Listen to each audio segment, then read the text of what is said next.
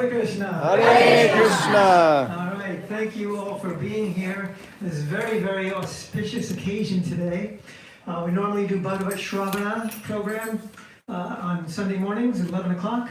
But today, this initiation of a sincere bhakti practitioner, Bhakti Stephanie, such a wonderful and monumental event that we want to just take the place of Bhagavad Shravana and observe and celebrate with her on this wonderful day. So thank you for coming here. The snow is falling down, but a sincere soul is beginning her ascent up from this world into the heavens and beyond. Hari Bol indeed. So just to give you a very brief layout of the land this morning into this early afternoon, Madana Gopal Prabhu will make some remarks about the ceremony. He'll turn it over to Vasudev Prabhu, our head pujari here at Bhakti Center, who will lead the fire yajna and explain what he is doing as he goes, for those of you who are wondering why all this seemingly bizarre things are happening. By 1 o'clock, prasadam will be served in the back of this very temple room. The prasadam feast is vegan for those of you who are concerned with that. You'll hear about Stephanie from Madana Gopal Prabhu, but just first a word about her relationship to Bhakti Center. Although she does come to Bhakti Center when she can, that's not very often. She lives kind of far away. But she has been called the poster child for the power of virtual association. I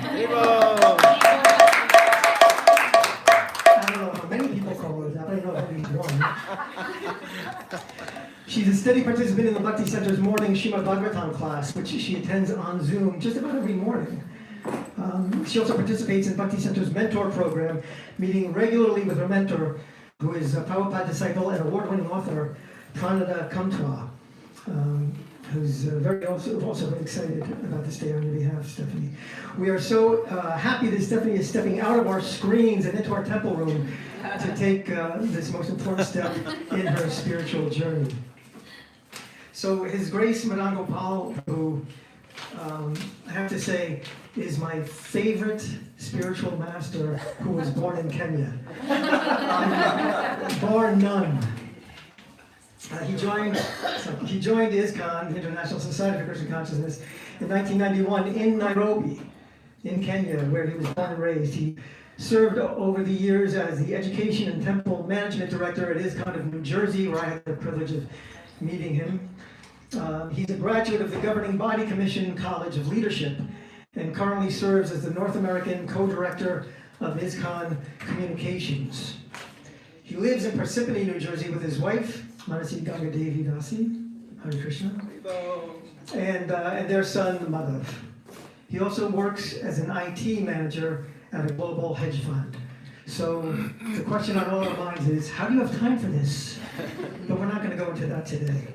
Madana Gopal Prabhu is sharp, he's funny, and his life is completely dedicated to Krishna Bhakti. That's devotion to God, and to helping others understand themselves, live in accordance with that understanding, and develop their relationship with Krishna. Please welcome His Grace, Madana Gopal Prabhu. Haribol. Thank you all very much. Thank you, Madana Prabhu, for the wonderful instruction. My obeisances to all of you who have come here from long distances, Hare Krishna, and also from short distances. Om Namo Bhagavate Vasudevaya.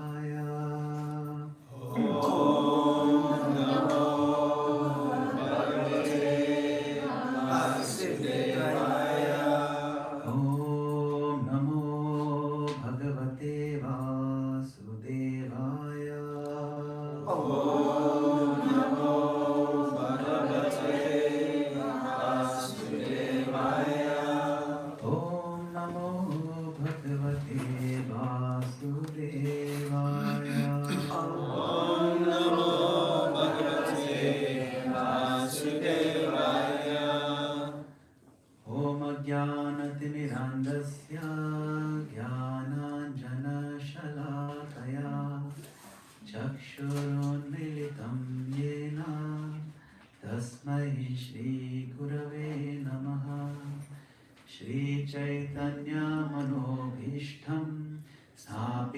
Yena Bhutale Swayam Rupa Kadamayam Tadati Swapadantikam Vandeham Shri Guru Shri Yudapadakamalam Shri Guru Vaishnavamsha Shri Rupam Sagrajatam Sagana Raghunathanvitam Tam Sajivam Sagraitam Savadutam Harijana Sahitam Krishna Chaitanya Devam Shri Radha Krishna Padan Sagana Lita Shri Vishakhanvitamsha He Krishna Karuna Sindhu Dinabandhu Jagatpate Gopesha Gopika Kanta Radha Kanta Namostute Tapta Kanchana Gaurangi Radhe Vrindavaneshwari Vrishabhanu Sute Devi Pranamami Hari Priye Pancha Kalpatarubhyascha Kripa Sindhubhya eva cha Patitanam Pavanebhyo Vaishnavebhyo Namo Namaha Shri Krishna Chaitanya Prabhu Nityananda Shri Advaita Gadadhara Shivasani Gaura Bhakta Vrinda Hare Krishna Krishna Krishna Hare Hare Hare Rama Rama Rama Hare Hare Hare Krishna. Make sure. Zoom is off. Okay. No worries. What do you need? No. Okay. We need to check.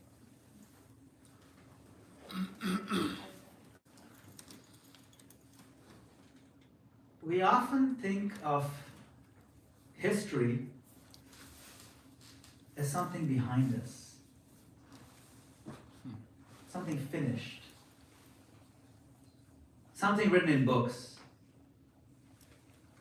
something we study, something we admire or remember. But today reminds us of something important. History is still happening. Not the loud kind of history written by empires and headlines, but the quiet kind.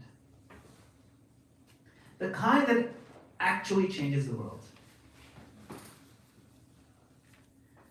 So we are gathered here not just in a building, not just in New York City, not just at the Bhakti Center.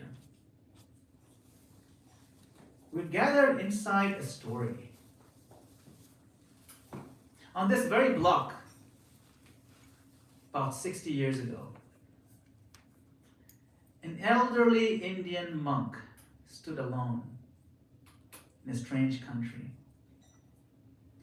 Recording in progress. He had crossed the ocean at an age when most people are slowing down, carrying little more than a trunk of books,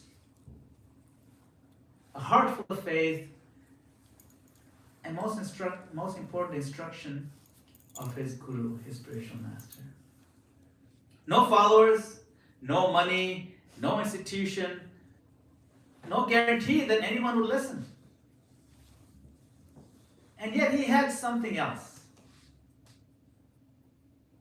He had a living relationship with Krishna and an unbroken connection to a living spiritual lineage, a parampara. That monk was His Divine Grace, A.C. Bhaktivedanta Swami Srila Prabhupada. Srila Prabhupada ki jai. So today, just steps away from where he first began speaking about Krishna in the West, we are witnessing something extraordinary. sincere soul named Stephanie Spinner is formally stepping into that same current of spiritual life, that same continuation of history. Not as a spectator, not as a visitor, but as a participant. This is not a coincidence. This is how parampara works. So before we go any further into philosophy, history, or theology, it's very important that we pause this story for a moment, because no one enters this path alone. Spiritual life does not grow in isolation. Spiritual life grows in relationship, in encouragement, in sacrifice, and love. Here, Stephanie is surrounded by the love of the people, including some of her family who's joining on Zoom and so on. The people who have stood with her, supported her, blessed her journey. And they deserve to be honored early and clearly with gratitude. So I'm hoping the family members are able to join, but I'm deeply grateful to her mother, Pauline, whose love and presence represents the roots of Stephanie's life and her strength. We thank your husband, Greg, amazing, whose steady partnership, his patience, encouragement, they make it possible for spiritual life to flourish within family life. We honor her sisters, Jennifer and Christine, her sister-in-law, Michelle, her cousin, Lauren, and her dear friend, Gianna, who is truly another sister. And we thank many Stephanie's friends who are all here. These are all our crowd from our Thursday program. And thanks for us too as well. Thank you all for coming. Yes, of course. And then the whole Thursday crowd, we have Kamla Moki, and Vinodini, right? We have Dorothy. Thank you, Dorothy, for coming. We have Min and Jack. Thank you so much. Indira Mataji. And so, all these devotees, they walked with her, studied with her, chanted with her, and all the other devotees who joined on the morning Bhagavatam class. Amrita Kishori very kindly coordinates the Bhagavatam class, always sending me random, oh, you have to give a class tomorrow. Do you remember that? Oh, thank you so much for reminding me. So, and all that encouragement, it's not trivial. It adds up through the years. So your presence today really matters. It matters even more because you have to dig yourself out of snow. It really means something. You are not spectators. You are all also part of the story, history. So for some of you, this may be your first time attending an initiation ceremony. For others, this may be deeply familiar. But regardless of your background, today matters because what does this day represent? It represents a conscious yes. Stephanie is saying yes to a relationship with Krishna. Yes to a way of living. It's yes to a path that brings meaning into the complexity of modern life. And importantly, this path is not exclusive. The essence of Krishna consciousness is meant for everyone. Which then brings us to something very simple, very powerful, and very accessible. Many of you heard the chanting today. You've seen devotees chant in the streets of New York, in parks and recordings, Hare Krishna Mahamantra. Hare Krishna, Krishna Krishna, Hare Hare, Hare Rama, Rama Rama, Hare Hare. This mantra is not a slogan. It is not a ritual reserved for monks or specialists. It is a sound meditation that's designed for real life, our life. In the Bhakti tradition, sound is not just communication, it's not just conveying an idea. Sound is transformative. You don't even need to know the meaning of it. You don't need to understand it. The sound itself is so powerful. And this sound in particular. We all know this intuitively. Someone is saying a harsh word can stay with us for years. Sometimes when someone else is saying a harsh word in another language, you don't need to know the language. The sound conveys it. And of course, a kind word can change the course of a day. Maybe the course of a lifetime.